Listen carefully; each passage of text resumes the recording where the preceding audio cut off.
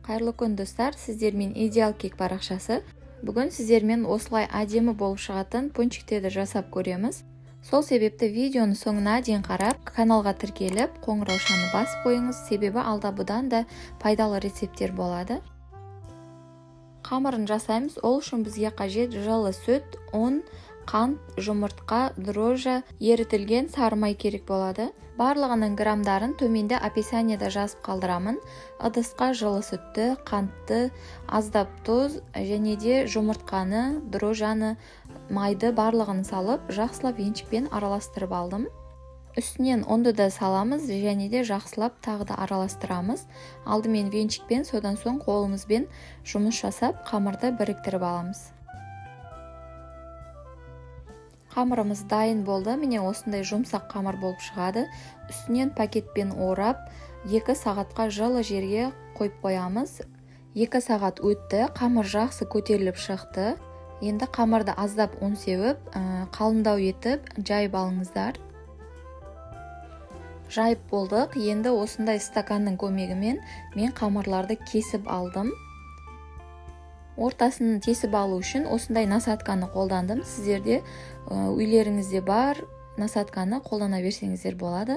Қамырдың барлық жерін осылай домалақ етіп кесіп аламыз. Қалған қамырды да жақсылап жайып, тағы да тура осылай кесіп шығамыз. Кесіп болғаннан соң тақтайдың үстіне аздап ұн сеуіп, пончиктарды жайғастырып шықтық. Тағы да жарты сағатқа бетін жауып, жылы жерге қойып қоямыз. Міне осылай жақсы болып көтеріліп шығады.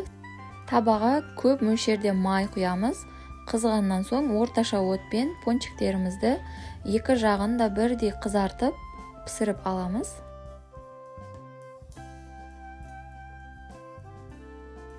Барлығын пісіріп, жақсылап суытып аламыз, себебі қазір бетіне ганашын дайындап алуымыз қажет. Ганашқа осындай ақ шоколадты майдалап турап алдым. Содан соң құрғақ краситель, менде розовый. Сіздер өздеріңізге ұнаған красканы қолдана бересіздер, және де посыпкалар керек болады. Шоколадтың үстінен 2 ас қасық сұйық май құйып, жақсылап ерітіп аламыз. Содан соң үстінен краскасын қосып, пончиктерді осы ганаштың үстінен батырып, үстінен посыпкалар сеуіп шығамыз. Мен пончиктардың жартысын ғана осылай розовый түстен, қалған жартысын молочный шоколадпен жасап аламын. Молочный шоколадтың үстінен 2 ас қасық сұйық май құйып, тағы да жақсылап ерітіп алдым. Оны да дәл солай алдымен шоколадқа батырып, содан соң үстінен посыпкаларын сеуіп, қалған жартысын да осылай жасап алдым. Міне достар, пончиктарымыз дайын болып шықты, өте әдемі болып шығады. Балапандарыңызға осылай әдемі етіп әрлеп жасап берсеңіздер болады. Видео ұнаған болса лайк басып, комментарий жазып қалдыруды ұмытпаңыз. Келесі видеода кездескенше сау болыңыздар.